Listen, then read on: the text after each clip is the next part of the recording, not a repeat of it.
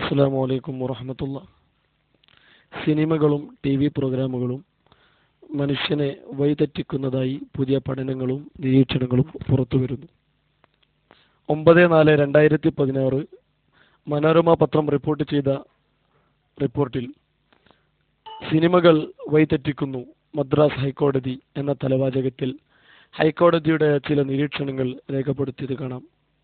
ചെന്നൈ: സിനിമകളിലെ മോശം പദപ്രയോഗങ്ങൾ യുവാക്കളെ വഴിതെറ്റിക്കുന്നുവെന്ന് മദ്രാസ് ഹൈക്കോടതി. ധാർമ്മിക മൂല്യങ്ങളെക്കുറിച്ച് ബോധവൽക്കരിക്കുന്നതിനു പകരം അക്രമ രംഗങ്ങൾ കുത്തിനിറച്ച് യുവാക്കളെ വഴിതെറ്റിക്കുകയാണ് പുതിയ സിനിമകളെന്നും കോടതി നിരീക്ഷിച്ചു. ചലച്ചിത്രകാരന്മാർ അവരുടെ ഉത്തരവാദിത്തങ്ങൾ തിരിച്ചറിഞ്ഞു സമൂഹ സൃഷ്ടിയിൽ പങ്കാളികളാകണമെന്നും ഹൈക്കോടതി പറഞ്ഞു. അതേപോലെ കഴിഞ്ഞ ആഗസ്റ്റ് 30, 2016 മനോരമ റിപ്പോർട്ട് ചെയ്ത മറ്റൊരു റിപ്പോർട്ടിൽ നമ്മൾ കാണുന്നത് മകനെ ടി വി കാണാൻ അനുവദിക്കാറില്ലെന്ന് നടി ശില്പ ഷെട്ടി. റിപ്പോർട്ടിൽ പറയുന്നു, ടി വി പരിപാടികളിൽ ഏറെ ശ്രദ്ധേയനായിട്ടുണ്ടെങ്കിലും ബോളിവുഡ് നടി ശില്പ ഷെട്ടിക്കു മകൻ ടി വി കാണുന്നതിനോട് താല്പര്യമില്ല. ഞാൻ മകനെ ടി വി കാണാൻ അനുവദിക്കാറില്ലെന്ന് നടി പറയുന്നു എന്ന് മനോരമ പത്രം റിപ്പോർട്ട് ചെയ്യുന്നു. ഈ രൂപത്തിൽ ടി വി പ്രോഗ്രാമുകളും സിനിമാ രംഗങ്ങളും മനുഷ്യന്റെ മസ്തിഷ്കത്തെ ബ്രെയിൻ വാഷ് ചെയ്യുന്നതും മനുഷ്യന്റെ സാൻമാർഗികതയ്ക്ക് ഭംഗം വരുത്തുന്നതുമാണെന്നാണ് നിരീക്ഷകരും അതുമായി ബന്ധപ്പെടുന്ന ആളുകൾ തന്നെയും അഭിപ്രായപ്പെടുന്നത്.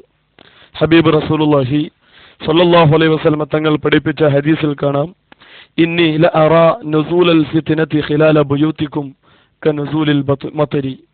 നിങ്ങളുടെ വീടുകളിലേക്ക് ഫിത്നകൾ പെയ്തിറങ്ങുന്നത് ഞാൻ എൻ്റെ കണ്ണുകൊണ്ട് കാണുന്നുണ്ട്. കനുസൂലിൽ മതരി, ആകാശത്ത് നിന്ന് മഴ പെയ്തിറങ്ങുന്നത് പോലെയാണ് ഫിത്ന അന്തരീക്ഷത്തിൽ നിന്ന് പെയ്തിറങ്ങുന്നത് എന്ന് 14 നൂറ്റാണ്ടുകൾക്ക് മുമ്പ് ഹബീബ് റസൂലുള്ളാഹി സ്വല്ലല്ലാഹു അലൈഹി വസല്ലം തങ്ങൾ പ്രഖ്യാപിക്കുമ്പോൾ ഇന്ന് നമുക്ക് അത് ഏറെ ബോധ്യപ്പെടുകയാണ്.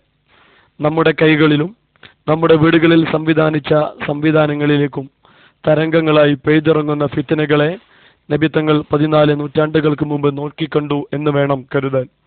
ആ ഒരു യാഥാർത്ഥ്യത്തെ ശരിവെച്ചുകൊണ്ട് ഇന്നത്തെ കോടതികളും സിനിമാ നടികൾ തന്നെയും അംഗീകാരം കൊടുക്കുന്നുവെങ്കിൽ പ്രവാചക വചനങ്ങൾ ബോധ്യപ്പെടുന്നതിൽ നാം ഇനിയും കാത്തിരുന്നുകൂടാ എന്നതിലേക്ക് നമ്മെ അതൊക്കെയും ചിന്തിപ്പിക്കുകയാണ്.